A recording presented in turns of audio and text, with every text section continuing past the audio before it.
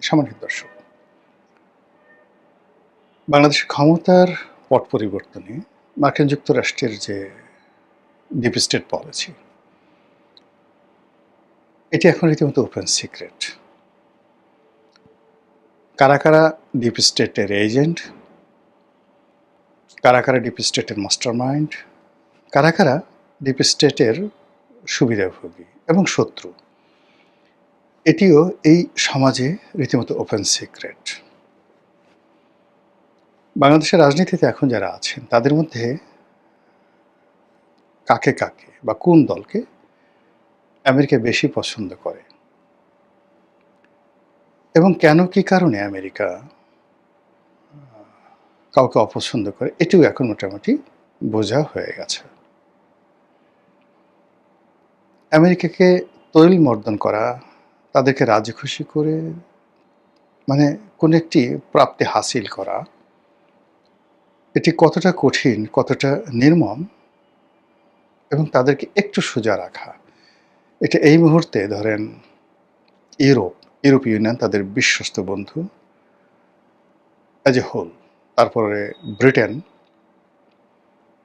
France, এ সকল রাষ্ট্রের দিকে তাকালেই বোঝা যায় যে অশান্ত আমেরিকা, অশান্ত ট্রাম্প, অস্থির মার্কিন রাজনীতি, মানে এদের সঙ্গে আসলে তাল মেলানো সম্ভব নয়। এই ভিডিওটা যখন আমি করছি, ঠিক সেই সময়টাতে যেটা প্রধান খবর সেটা হলো প্রবলভাবে আবার আমেরিকা আক্রমণ করেছে ইরানে। ইরান আবার আমেরিকার বিভিন্ন ৮০টি স্থাপনা আক্রমণ করেছে।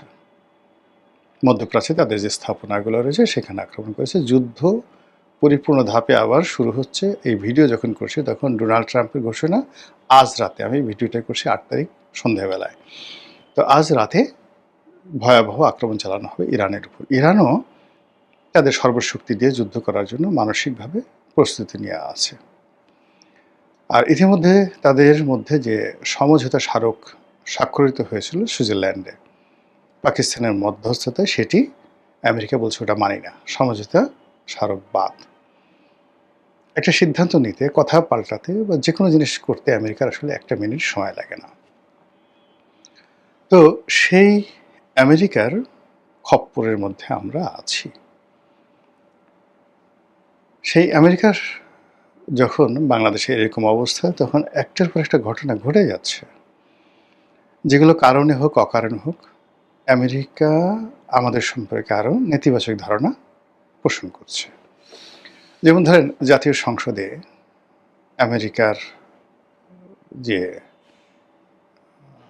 জাতীয় দিবস, তাদের ন্যাশনাল ডে, স্বাধীনতা দিবস, সেটা পালিত হলো ৪ঠা জুলাই। আমেরিকা আশা করেছিল যে এটা পুরো জাতি মেনে নেবে, সবাই এটাতে ধন্যবাদ জানাবে, কিন্তু পুরো জাতি ক্ষেপে উঠেছে। সরকারের জন্য খুবই বিব্রতকর একটা পরিস্থিতি তৈরি হয়েছে।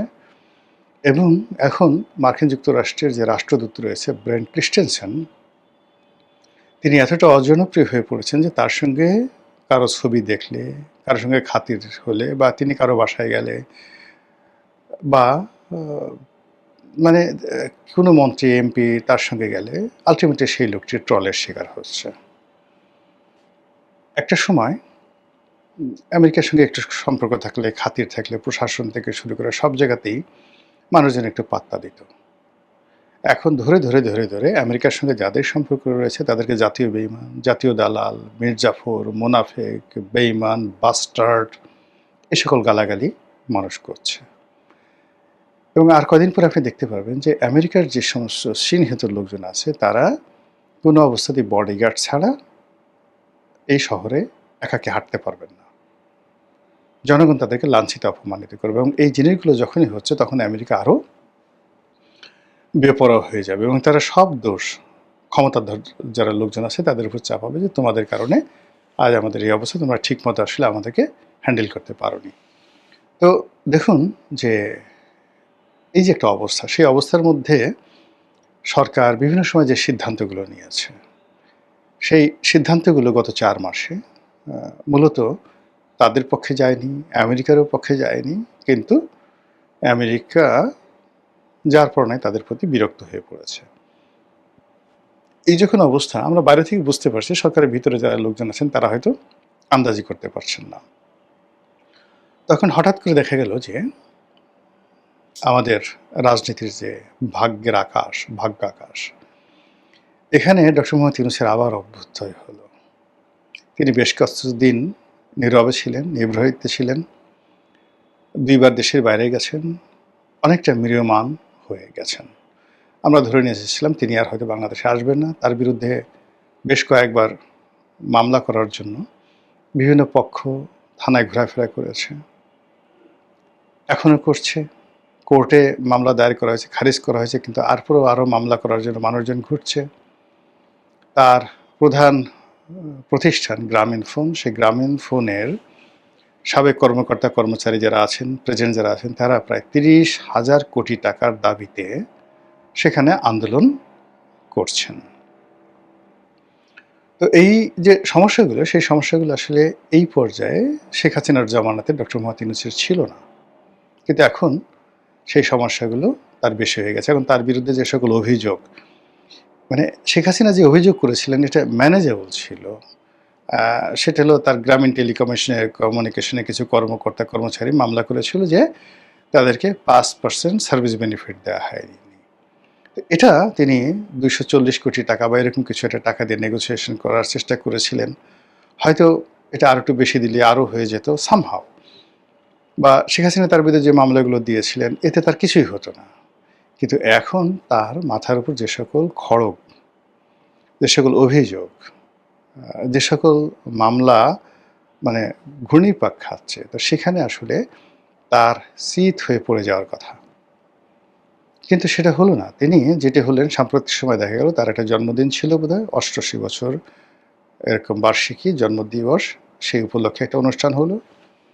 সেই অনুষ্ঠানে তিনি নাচলেন, সবার সঙ্গে নাচলেন, এবং সেই অনুষ্ঠানে তার যারা সহযোগী ছিলেন, এনসিপি যারা নেতৃবৃন্দ, তাদেরকে তিনি নাটকীয়ভাবে দাওয়াত করলেন, পরিচয় করে দিলেন ভিন্ন ভিন্নভাবে। আসিফ মোহাম্মদ সজীব ভুঁইয়াকে ভিন্নভাবে উপস্থাপন করলেন, নাহিদ ইসলামকে আলাদাভাবে এনলাইটেন করলেন, হাইলাইট করলেন। এই সব মিলিয়ে তার যে এই নাচানাচি, এটি জনাব তারেক রহমান সাহেবের জন্য অশনীয় সংকেত। লিখে রাখেন। প্রথমত আমরা সবাই জানি যে ডক্টর মোহাম্মদ ইউনূসের সঙ্গে লন্ডনে একটা ভালো বৈঠক হয়েছিল। তারপর আমরা অনুমান করেছিলাম যে সেই বৈঠকে একটা সমঝোতা হয়েছিল। সেই সমঝোতা কি কি হতে পারে? সেই সমঝোতা হতে পারে এনসিপিকে রাজনীতিতে পুনর্বাসন করা, ডক্টর মোহাম্মদ ইউনূসকে প্রেসিডেন্ট বানানো, জুলাই সনদ বাস্তবায়ন করা, ইত্যাদি ইত্যাদি আরও অনেক কিছু। তো সেগুলো হলে হয়তো এনসিপি, ডক্টর ইউনূস, আমেরিকা, তাদের সঙ্গে যে একটা ভারসাম্যপূর্ণ সম্পর্ক সেটি সরকারে থাকতো, কিন্তু তারেক রহমান সাহেব এবং বিএনপির কোনো ক্ষমতা থাকতো না। এবং এখন এই জিনিসগুলোতে মান্য করা হয়, মানে বাংলাদেশে সবাই আবার ডক্টর মোহাম্মদ ইউনূসমুখী হবে। আমাদের দেশে ক্ষমতা যার হাতে, তার পিছনে মানুষজন ঘুরে। তখন বিএনপি ছেড়ে মানুষজন জামাতের পিছিয়ে ঘুরবে, এনসিপির পিছিয়ে ঘুরবে, ডক্টর মোহাম্মদ ইউনূসের পিছিয়ে ঘুরবে, এবং তারেক রহমান সাহেবের বাসায় কেউ যাবে না। সব ডক্টর মোহাম্মদ ইউনূস যদি প্রেসিডেন্ট হন, সবাই তখন প্রেসিডেন্ট ভবনে, মানে বঙ্গভবনে গিয়ে ভিড় করবেন। এটা হলো স্বাভাবিক। এটা তো বিএনপি বুঝে। একটা সাধারণ তেলাপোকা যদি বুঝে, বিএনপি কেন বুঝবে না? ফলে কি হলো, এই মূল যে বেসিক এবং ফান্ডামেন্টাল যে জায়গাগুলো, সেই জায়গাগুলোতে বিএনপির সঙ্গে, আমেরিকার সঙ্গে, তারপর জামাতের সঙ্গে, এনসিপির সঙ্গে এবং ডক্টর মোহাম্মদ ইউনূসের সঙ্গে একটা ফাটল তৈরি হয়েছে, দূরত্ব তৈরি হয়েছে। যেহেতু বিএনপি ক্ষমতায় আছে এবং তার একটা বিরাট সংগঠন রয়েছে, সেই সংগঠনের কারণে এই বিষয়গুলো টের পাওয়া যাচ্ছে না, কিন্তু চক্রান্ত চলছে সর্বোচ্চ লেভেলের। আর তারই ধারাবাহিকতায় যেটা বললাম, যে অনেকগুলো সমস্যা থাকা সত্ত্বেও doctor Mohammad Yunus could jump, could dance at the age of 88 years. 88 বছর বয়সে তিনি লম্ফ দিতে পারেন, জম্প দিতে পারেন, এবং তিনি হাসতে পারেন এবং নাচতে পারেন। এই যে তিনি নাচলেন, তার আগে তার যে সোশ্যাল বিজনেস, এই সোশ্যাল বিজনেসের একটা সম্মেলন করেছেন, এবং সেখান থেকে উনি এই ধরনের সম্মেলন যখনই করেন, মিডিয়া আছে, প্রথম আলো আছে, বিদেশের সাদা চামড়ার কিছু লোকজন আছে, তাদেরকে নিয়ে, তাদের লোকাল কিছু লোকজন আছে, এইভাবে ১০০, ১৫০, ২০০ লোক মানে নিয়ে সে প্রতি বছর একটা সোশ্যাল বিজনেস সামিট করে। এবছর সেটা করেছে। করার পরেই আবার তার জন্মদিবস পালিত হলো, মানে সব প্ল্যান করে। আবার সেই জন্মদিবসে এনসিপিকে ডাকা হলো এবং এই যখন ঘটনা ঘটছে তখন যেটা হলো আমেরিকা বেঁকে বসছে। আপনি দেখেন যে আমাদের রাজনৈতিক যারা নেতৃবৃন্দ রয়েছে, জামাতের লোক গেল, তারপর অন্যান্য যে সকল ইসলামপন্থী লোকজন আছেন, এনসিপির লোকজন আছেন, স্পিকার আছে, তারা সবাই মিলে ইরান গেলেন। অথচ ইরান যখন চেয়েছিল যে তাদের নেতা আয়াতুল্লাহ আলী খামেনি মারা গেলেন, শোক বইতে একটা স্বাক্ষর করবে, এই স্বাক্ষর করার লোক বাংলাদেশে তারা খুঁজে পাচ্ছিল না এবং এই অভিমানে ইরান বাংলাদেশের একটা জাহাজকে আটকে রেখেছিল পুরোটা সময়। তো সেই ইরান, মানে সরকারের যারা লোকজন তারা মনে করেছে ইরান একেবারে পার্মানেন্টলি জিতে গেছে, কাজেই তারা ইরানের সাথে খাতির করার জন্য দৌড় দিল সবাই। ফিরে আসতে না আসতেই ইরান আক্রমণ করে বসছে আমেরিকা। ভাগ্য ভালো যে বাংলাদেশে যারা লোকজন আছে তারা চলে আসছে, যদি তারা ওখানে আরও কয়েকদিন থাকতেন সে ইরানি বাগান, ইরানি খুশবু, গোলাপের স্বাদ নিতেন। এই যে এখন যেভাবে আক্রমণ করছে তাদের ওখানে আটকে থাকতে হতো এবং এক একজনের দেখতেন যে ওরে বাবা গো, ওরে মা গো, কান্নাকাটি কাকে বলে, তাদের কান্না দেখলে আপনাদের চোখের পানি রাখতে পারতেন না। তো এই যে তারা গেল, এটা আমেরিকা ভালোভাবে নেয়নি, কোনোভাবে ভালোভাবে নেয়নি। ফলে কি হচ্ছে, আমেরিকা আবার চিন্তা করছে যে ডক্টর মোহাম্মদ ইউনূস তো ভালো ছিল এবং যেভাবে সে তাদের জন্য ঝুঁকি নিয়ে একটা চুক্তি করে ফেলেছে, যেভাবে বিএনপির মতো একটা দলের হাতে ক্ষমতা দিয়ে, এই যে এখন বিএনপির কোনো কারণে যদি ক্ষমতাচ্যুত হয়, সারা বাংলাদেশে যেভাবে চাঁদাবাজি বেড়ে গেছে, যেভাবে অর্থনৈতিক দুরবস্থা দেখা দিয়েছে, বিএনপির ইমেজ যেভাবে ক্ষুণ্ণ হয়েছে, সেক্ষেত্রে বিএনপির কোনো দুঃসময় একটা শব্দ করার মতো বাংলাদেশে কোনো লোক নেই। এই জাস্ট 4 মাসে যে ঘটনা ঘটছে, মানে আগের 2 বছরে তো 1.5 বছরে তো ঘটছে, কিন্তু 4 মাসে আগের ইউনূস জামানাতে বলা হতো যে যেহেতু বিএনপির ক্ষমতায় নেই, তারা তার দলীয় নেতাকর্মীদেরকে নিয়ন্ত্রণ করতে পারছে না, তাদের হাতে রাষ্ট্র ক্ষমতা নাই, সেনাবাহিনী সহযোগিতা করছে না, ইউনূস সাহেব সহযোগিতা করছে না, জামাত এখানে কৌশল করছে যেন বিএনপি পৌঁছে যায়। কিন্তু এখন কি বলবে বিএনপি গত 4 মাসে? এখন যে সকল অপরাধ হচ্ছে সে সকল অপরাধের কোনো বাপ মা নাই। ইউনূস জামানাতে এই সকল অপরাধ ঘটেনি। মব কাকে বলে? ফলে কি হলো, এই কাজগুলোর সঙ্গে যে পশ্চিমাদের একটা চক্রান্ত নেই, গ্রিন সিগন্যাল নেই, এটা কিন্তু বলা যাচ্ছে না। এই অবস্থাতে যেটা হলো, এখন মানে বলতে গেলে এই যে আমরা যে অন্ডকোষ ফাটানোর কাহিনী দেখছি, একজন ভিক্ষুকের টাকা ছিনতাই করতে গিয়ে যখন সেই ভিক্ষুকে মেরে ফেলছে ছিনতাইকারীরা, এই অপরাধগুলো ঘটার সাথে সাথে সেগুলো নিয়ে আবার যেভাবে প্রচার হচ্ছে, তাতে করে বিএনপির জন্য একটা অস্বস্তিকর পরিবেশ তৈরি হয়েছে। আর বিএনপি যারা বিরোধী শক্তি রয়েছে এবং প্রো আমেরিকান গ্রুপ যারা রয়েছে, তাদের মধ্যে এক ধরনের আনন্দ, উল্লাস, উচ্ছ্বাস লক্ষ্য করা যাচ্ছে। এবং ঘুরে ফিরে সেই আগের জামাত, এনসিপি, ইউনূস, এই যে একটা সিন্ডিকেট বা একটা চক্র, এই চক্রটির প্রতি যে আমেরিকা তাদের যে নতুন নেক দৃষ্টি দিচ্ছে না, তার কোনো নিশ্চয়তা নেই। অনেকে হয়তো বলতে পারেন তাহলে ইউনূস সাহেব এই ক্ষমতাটা ছাড়লেন কেন, আমেরিকা যদি এতই সাপোর্ট দেয়?